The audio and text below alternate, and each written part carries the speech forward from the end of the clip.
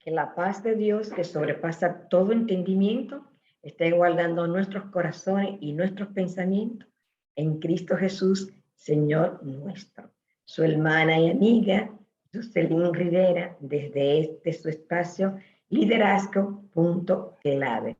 Y en este día, la reflexión que estaremos llevando a cabo tiene como tema agente de cambio. En medio de tantas circunstancias que estamos viviendo como sociedad, que estamos viviendo como país, ¿cuál debe ser la actitud que nosotros los creyentes, los lavados por la sangre de Jesucristo, debemos de asumir? ¿Qué tipo de responsabilidades tenemos nosotros frente a tantas dificultades, frente a tantos problemas? Justamente a lo largo de nuestra reflexión trataremos de darle respuesta a estas interrogantes que son realmente importantes y relevantes.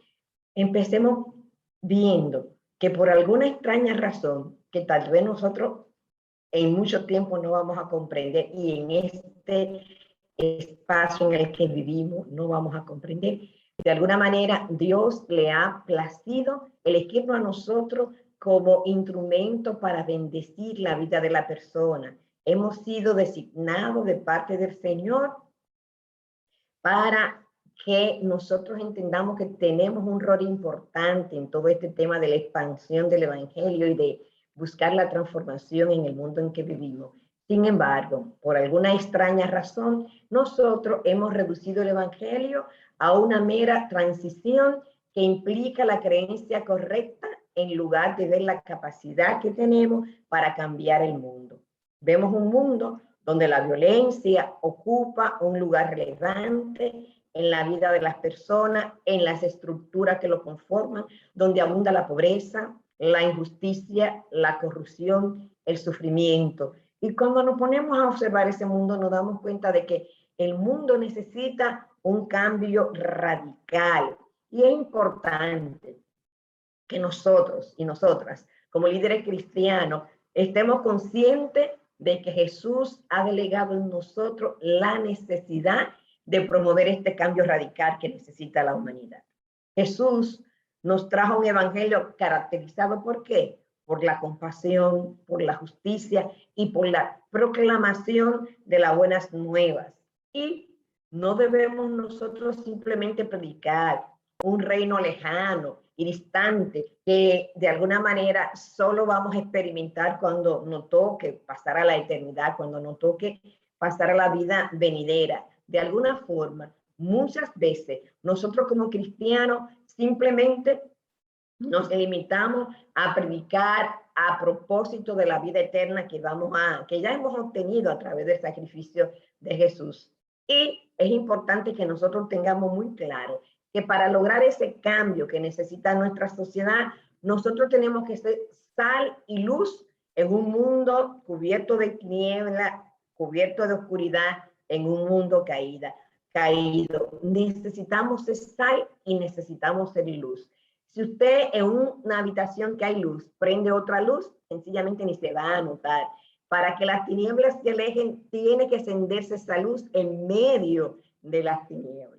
Y siempre utilizo la figura que una vez nos compartió René Padilla, que si tomamos un gran filete y lo ponemos al lado de un salero y dejamos que pase el tiempo y que pasen los días, el simple hecho de que el salero esté al lado de la carne no significa que va a ser su función. Para que la carne pueda ser preservada, necesariamente necesitamos echar la sal encima del filete. Y es importante que nosotros entendamos que como creyentes nosotros tenemos la responsabilidad de que la levadura que Dios nos ha dado, poderla impartir, poderla expandir, espaciar en toda la masa del pan. Tenemos que realmente esta levadura tiene que leudar toda la masa del pan, toda nuestra sociedad. No hay ninguna necesidad humana, no hay ninguna problemática humana que a Dios le sea indiferente. Dios está interesado en todas las dimensiones de nosotros, los seres humanos. Y eso es algo importante que siempre tenemos que tener muy pendiente. Por otro lado, es difícil creer que solo 11 discípulos, señores, de Jesús cambiaron el mundo. Si nosotros leemos los evangelios y buscamos ese pasaje donde se narra la última noche que Jesús pasó orando con sus discípulos en el Getsemaní, nos daremos cuenta que justamente Jesús le había pedido a los 3 que lo acompañaran, que oraran por él, que oraran junto con él. Pero cuando Jesús regresó, ¿cómo lo encontró? Lo encontró orando, lo encontró vigilando, lo encontró alabando a Dios. No, lo encontró simplemente durmiendo. Y después que Jesús fue arrestado, fue tomado preso, todos los discípulos huyeron. Y eso lo vemos en el Evangelio según San Marcos, capítulo 14, versículo 33, 34 y el 50.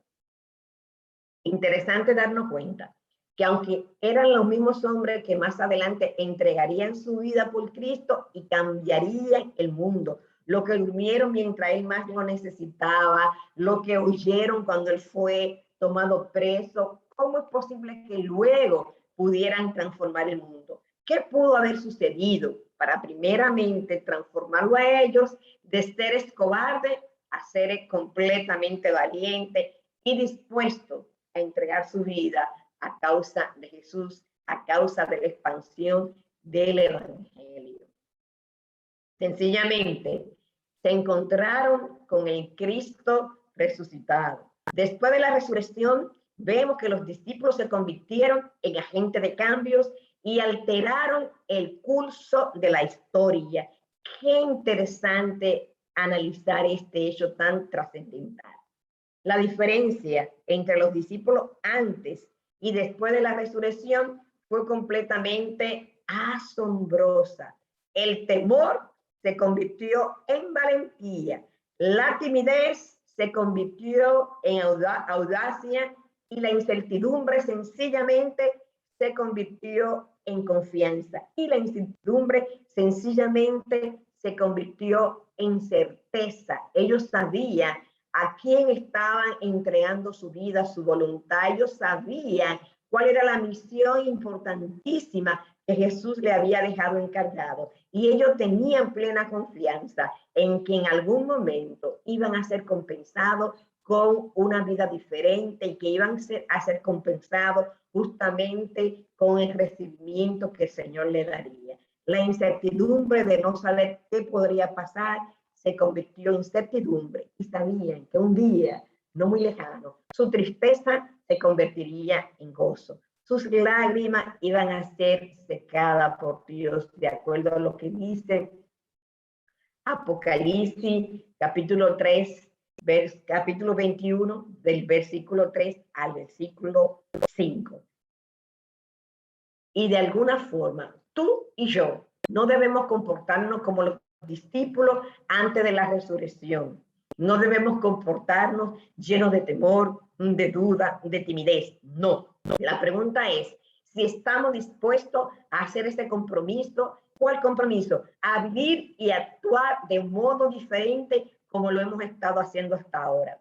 Si lo estamos haciendo, dispuesto a vivir de manera diferente, Dios nos usará como parte de su increíble plan para cambiar este mundo. Si decidimos justamente dejar de vivir un evangelio cómodo entre las 4 paredes, si decidimos asumir el compromiso de continuar con la obra que inició Jesús, entonces estaremos en la condición de cambiar y transformar la sociedad en la que nos ha tocado vivir.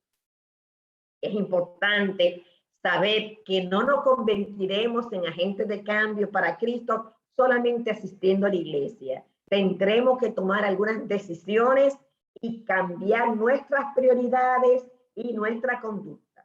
Solamente entonces Dios puede transformarnos y utilizarnos para cambiar nuestro mundo. Cuando vemos tantas mujeres violadas, tantas personas maltratadas, tantos niños abusados, tantos jóvenes perdidos, hundidos en la droga, en la prostitución, cuando vemos tanto tema de comercio de la sexualidad, cuando vemos tantos niños maltratados, tanta corrupción, tanta injusticia, tanta hambre, debemos hacer una pregunta como cristianos, como líderes cristianos. Debemos preguntarnos, ¿qué espera Dios que yo haga a propósito de estas problemáticas? ¿Qué voy a hacer como líder, como cristiano, respecto a esta terrible condición que está viviendo mi comunidad, mi país, mi continente? David, tan solo un muchacho, simplemente puesto en la mano de Dios y creyéndole a Dios, fue capaz de matar un gigante y se convirtió en el rey de Israel. María, una joven adolescente, dio a luz al Mesías. Pedro, un pescador, estableció la iglesia primitiva y fue parte del cambio que experimentó el mundo. Definitivamente tenemos que saber que Dios tiene el poder para cambiar la sociedad en la que vivimos, pero Él ha decidido que ese cambio tiene que ser a través de las personas normales y corrientes como tú y como yo. Dios ha creado a cada uno de nosotros para hacer una contribución única a este mundo y a nuestra época. Ninguna otra persona tiene tus capacidades, tu motivación, tu red de amistades, tus relaciones, tus perspectivas, tus ideas y tus experiencias. Muchísimas veces, uno de los errores más comunes que podemos nosotros cometer es creer que no tenemos nada significativo que podamos ofrecer. Que no somos lo bastante ricos, lo bastante inteligentes, no somos capaces, porque tal vez no somos lo suficientemente espiritual, no podemos establecer una diferencia. Y muchísimas veces nos ponemos a contar nuestras carencias, lo que no tenemos, y perdemos la vida justamente pensando en lo que no tenemos, y se nos va la vida sin aprovechar lo que sí tenemos. Y definitivamente, para hacer el cambio que esta sociedad necesita, no dependemos de nosotros. Sencillamente, necesitamos poner en las manos de Dios lo poco o lo mucho que tenemos para que Él lo utilice para su gloria. La buena noticia es que Dios utiliza a aquellos que le siguen y han decidido poner en las manos de Dios lo que tienen para que Dios lo utilice para promover este cambio que necesita nuestra sociedad, sin importar si es mucho o si es poco. La historia de la alimentación de los 5,000 se encuentra en los 4 evangelios, que haciendo el cálculo se ha pensado que tal vez habían alrededor de 20,000 personas, contando a los niños y contando a las mujeres. Jesús la utilizó para cambiar el modo en que pensamos sobre los recursos limitados frente a las necesidades limitadas que tenemos como seres humanos. Lo primero que observamos es el modo tan diferente en que Jesús y sus discípulos veían la situación. Le cuento, los discípulos solo veían un gran problema. Lo pueden ver en Marcos 6, del 35 al 36. Pero Jesús miró exactamente la misma situación y que vio, en lugar de ver un problema, vio una gran oportunidad. Cuando Jesús desembarcó y vio tanta gente, ¿qué pasó? Tuvo compasión de ellos, porque eran como ovejas sin pastor. Cuando usted ve un joven tirado en la cuneta por el efecto de la droga, cuando usted ve una niña, una adolescente embarazada, cuando usted ve una gente pasando trabajo, durmiendo en la calle, ¿cuál es el sentimiento que le llega? ¿Cuál es la actitud que usted tiene hacia esas personas? Sencillamente piensa, están así porque son vagos, están así porque tienen una mentalidad pobre, están así porque no han aprovechado las oportunidades que la vida le ha presentado, se merecen la situación en la que están, o por el contrario, usted siente compasión de ellos y lo ve como lo que realmente son, como ovejas sin pastor. Los discípulos le pidieron a Jesús que despidiera a la multitud. Sin embargo, Él les respondió, denles ustedes mismos de comer. Mateo 14:16. Aquella era una situación abrumadora para los discípulos. Se estima, como habíamos dicho, que había entre 10,000 a 20,000 personas. Jesús no podía esperar que ellos hicieran lo imposible. Jesús no esperaba que ellos hicieran lo imposible. Y porque lo que humanamente se podía hacer en el tema de comprar comida costaría por lo menos como 1 año de trabajo.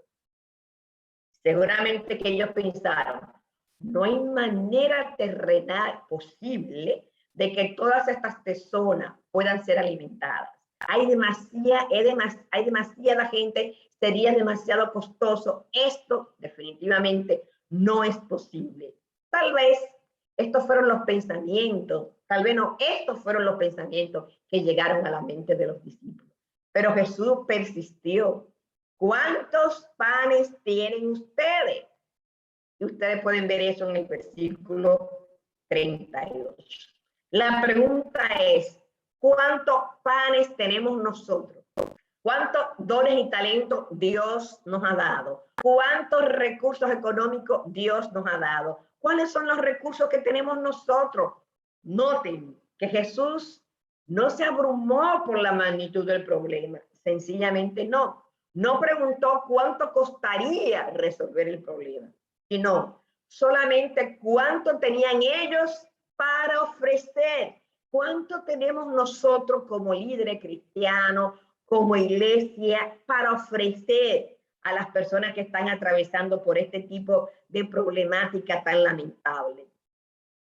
Los discípulos habían encontrado solo a un muchacho entre tanta gente, señores. Solamente encontraron un muchacho, un niño dispuesto a dar lo que tenía. Seguro que había alguien más que tenía algo más. Sin embargo, solamente uno estuvo dispuesto a entregar lo que tenía. Por tanto, Jesús recibió aquella ofrenda generosa, pero escasa, y mostró a los discípulos lo que Dios puede hacer, incluso con el don más pequeño, que se le ofrezca con fe, en los versículos 19 y 20.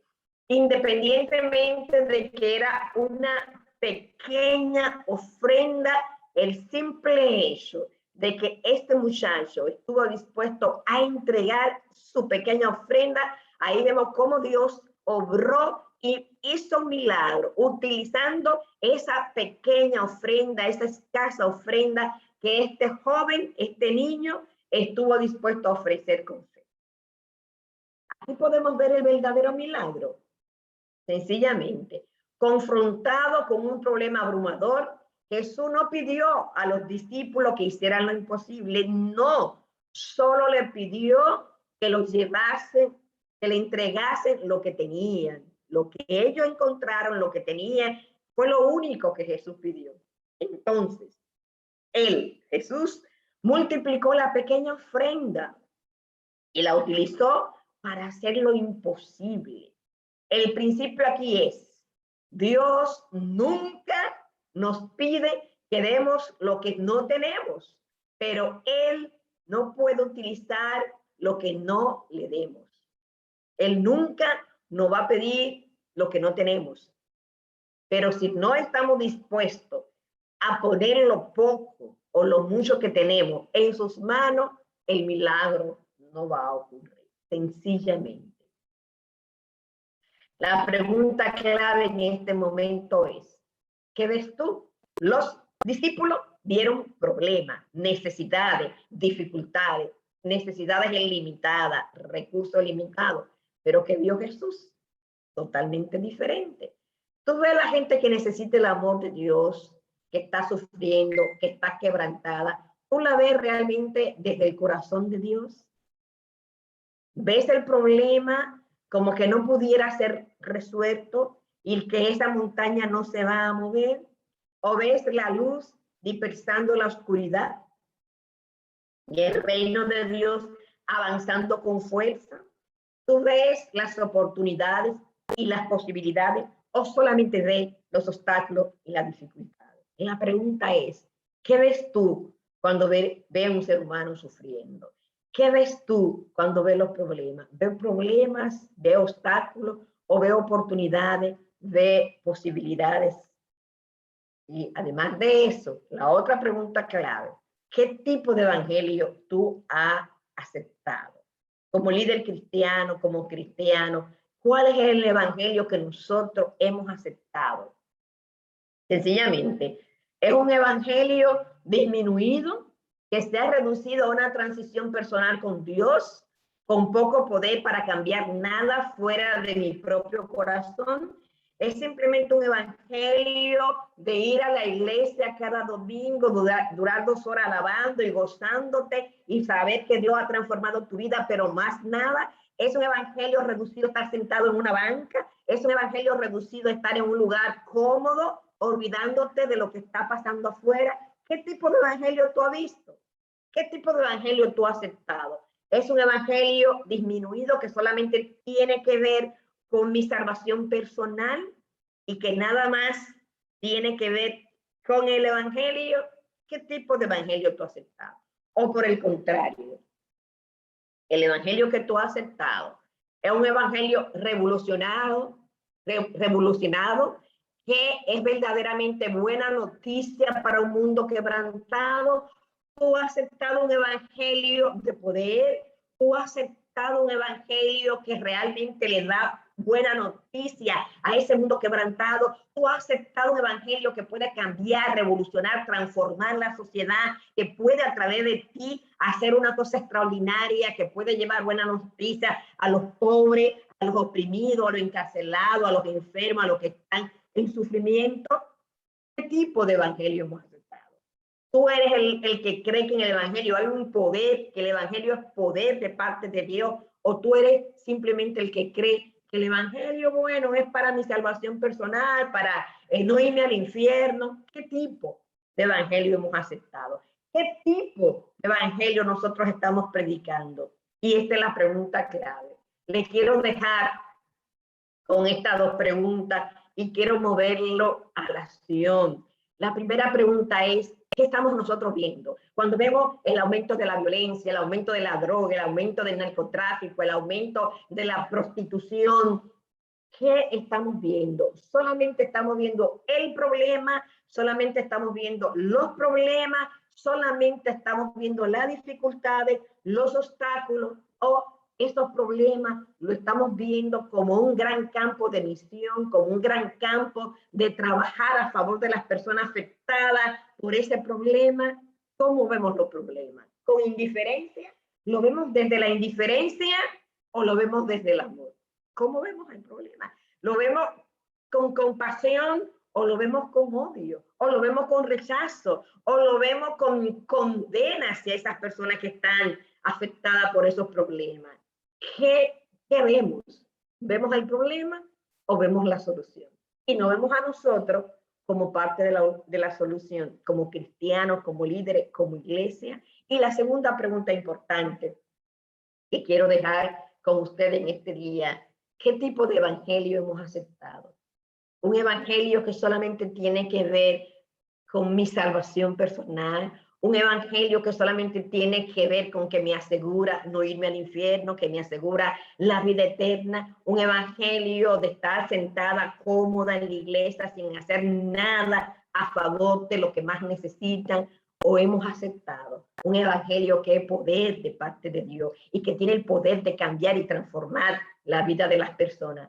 Esas son las 2 preguntas clave que yo quiero dejarle a ustedes en este día, y agradecer tanto, darle gracias a Dios por este gran privilegio que me permite de poder utilizar estos medios para hablar del evangelio que cambia, que transforma y que lleva vida como Jesús vino a traerla, entendiendo que por alguna razón Jesús ha delegado en nosotros esta gran responsabilidad que encontramos en la gran comisión. La idea no es que vengan, la idea es que nosotros podamos llegar hacia ellos y que podamos permitir que con lo poco que hemos puesto en las manos de Dios, Dios sea capaz de cambiar nuestra sociedad, de cambiar nuestros mundos a través de nosotros, utilizándonos como instrumentos de bendición para transformar la vida de tanta gente que necesita ser acogida de parte del Evangelio. Muchísimas gracias. Dios me le bendiga mucho. Jocelyn Rivera, desde este su espacio, Liderazgo Punto Clave, y como siempre, invitándoles que estén visitando mi canal de YouTube, Jocelyn Rivera, Lecciones Aprendidas. Y si este contenido le ha parecido importante, más que interesante, si este contenido le ha resultado relevante, si usted ha sido confrontado a través de este contenido, por favor, compártalo con sus diferentes contactos. Es una manera también de seguir proclamando el gran mensaje del Evangelio. Muchísimas gracias y que la paz de Dios, que sobrepasa todo entendimiento, esté guardando nuestros corazones y nuestros pensamientos en Cristo Jesús, Señor nuestro. Muchísimas gracias y que Dios nos continúe bendiciendo de manera especial.